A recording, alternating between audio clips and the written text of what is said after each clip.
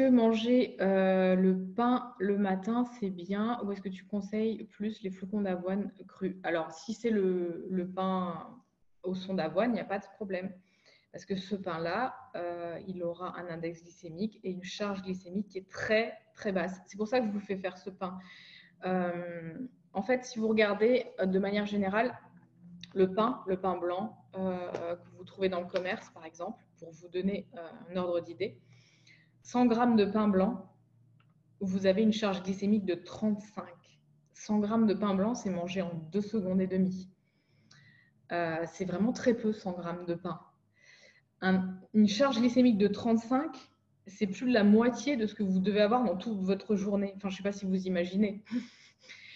Pour les personnes qui veulent rester à peu près à 50 de charge glycémique, hein, j'entends. Hein. Mais si vous vous dites qu'un repas, vous avez une charge glycémique de 20, déjà 20 on est quand même pas mal, hein, voilà. Entre 20 et 30, on est quand même une charge glycémique qui est quand même assez élevée. 35 et vous avez mangé que du pain blanc. Et vous imaginez en fait les repas que vous avez dans les menus traditionnels français de petit déjeuner. Pain blanc, donc c'est au moins 100 grammes. Confiture, boum, charge glycémique encore élevée. Jus d'orange, boum. Alors ça, le jus d'orange aussi, c'est pareil, vous enlevez les fibres, etc. En général, il y a quoi? Il y a croissant, je ne sais pas quoi. Et donc, en fait, vous avez une charge glycémique dès le petit déjeuner qui est quasiment de 60-70. C'est énorme, en fait. Et là, après, les gens me disent ah, mais je ne comprends pas, à 10h, j'ai faim, je fais une crise d'hypoglycémie, je suis fatiguée, je m'endors à 10h, 11h.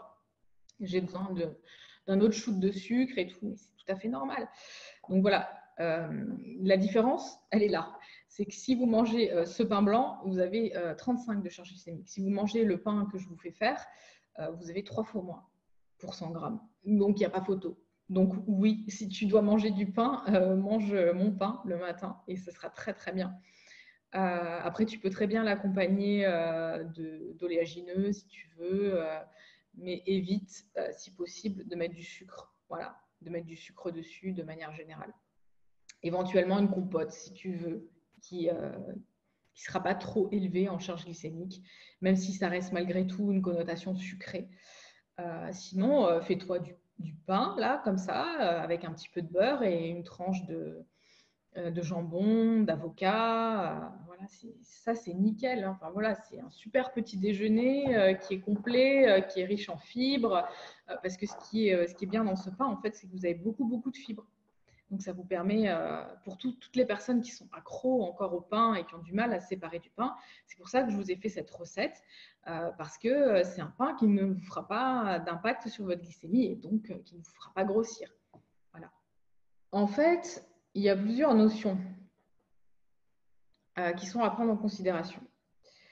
Si tu manges plus que ce que ton corps il a besoin, tu vas stocker, d'accord? Le surplus énergétique, normalement, si ton corps, je ne sais pas, il brûle 2500 calories et que tu en manges 3000, l'excédent, il va le stocker. D'accord? Si tu me dis, j'ai fait un craquage. Normalement, quand tu fais un craquage, c'est que ton corps, il a besoin de calories.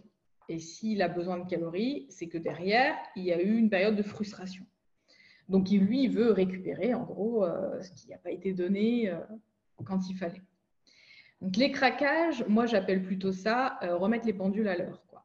Tu vois, remettre les niveaux à zéro. Il n'y a pas vraiment de craquage. Il y a mon corps a manqué et donc il a besoin de compenser ce qu'il n'a pas eu pendant cette semaine, les années où il y a eu des régimes, etc. À partir du moment où tu as une alimentation qui est stable, avec des calories stables, il n'y a pas de raison en fait de faire de craquage alimentaire. Ça n'existe pas. Enfin, voilà, tu manges ce que ton corps il a besoin. C'est juste l'aliment, c'est une source d'énergie que ton corps va prendre pour avoir de l'énergie pour faire ce que tu as à faire. D'accord? Donc toutes les personnes aujourd'hui dans le programme, et je sais qu'il y a certaines personnes qui ont encore des gros problèmes d'addiction, de craquage, etc., c'est que nécessairement, il y a quelque chose dans l'alimentation que tu fais qui n'est pas équilibré, il y a un manque de quelque chose, il faut aller chercher quoi. La plupart du temps, j'ai beaucoup de personnes qui ont fait des années de végétarisme, végétalisme, etc. Et c'est les personnes chez qui je retrouve le plus de troubles du comportement alimentaire et qui ont été vers des régimes crus, etc. Donc, qui ont limité leurs calories et surtout qui n'ont pas mangé suffisamment de protéines et de graisses. Beaucoup de femmes ont besoin de beaucoup de graisse. Les lipides sont hyper importants pour le système hormonal. Plus vous avez un système hormonal qui carbure, plus vous avez un organisme qui carbure, plus il va falloir apporter du gras et des protéines. Souvent, quand on a un feu digestif qui est quand même assez fort, il faut envoyer de la bûche. On n'a pas le choix. C'est-à-dire les brindilles, les glucides, ça ne fera rien du tout. Au contraire, ça va nous ouvrir l'appétit, ça va nous donner faim, ça ne va pas nous caler. Voilà, il y a des profils qui ont un feu digestif qui est quand même assez puissant et qui ont besoin de manger quand même du gras, des protéines. Et il y a des systèmes aussi chez la femme, surtout les hormones. Et si on a des problèmes au niveau des hormones, si on a des kystes, si on a des problèmes de syndrome prémenstruel, choses comme ça, ça veut dire qu'on ne consomme pas suffisamment de bonne graisse. De bonne graisse. Il n'y a pas... Voilà.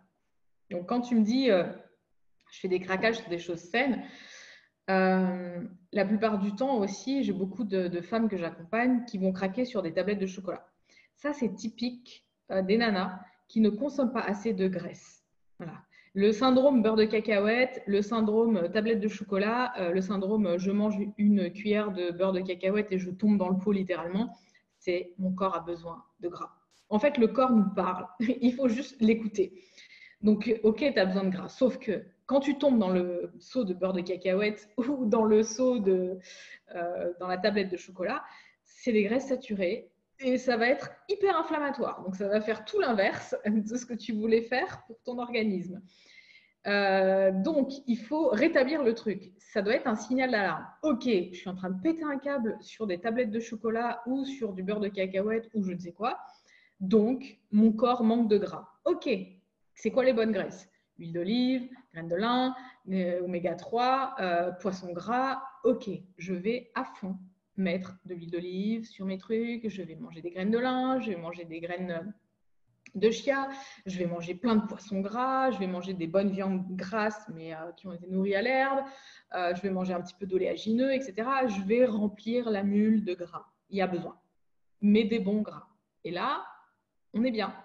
Pour moi, ce ne sera pas un craquage. Pour moi, ce sera je remets les pendules à l'heure de ce que mon organisme me réclame à l'instant T. Souvent, j'ai des personnes aussi qui vont aller faire des craquages sur du sucre, etc., qui me disent je suis accro au sucre. Non, on n'est pas accro au sucre. C'est juste, déjà dans ton alimentation, tu es en restriction, donc ton corps il a besoin d'énergie. Et la source d'énergie des uns et des autres n'est pas forcément la même. Et ça, j'aimerais que ce soit quand même une notion hyper importante. Il y a des personnes, ils vont utiliser très très bien l'énergie des glucides. D'autres personnes vont utiliser très très bien l'énergie du gras. C'est pour ça que je vous parle souvent de deux types d'énergie qu'on va avoir les chasseurs et les cueilleurs. Et on ne va pas avoir du tout la même tolérance les uns et les autres aux glucides et aux lipides. Donc, il faut aussi aller chercher notre source d'énergie quelque part. Parce que notre corps, il a besoin d'énergie. Il a besoin, moi j'ai besoin de parler, j'ai besoin d'aller au sport, j'ai besoin d'écrire mon livre, j'ai besoin de faire plein de choses. Pour ça, j'ai besoin d'énergie, d'accord? Et l'énergie, il va falloir que je la cherche quelque part. Il va falloir que je la trouve dans des aliments. Et les deux sources d'énergie principales, glucides et lipides, d'accord?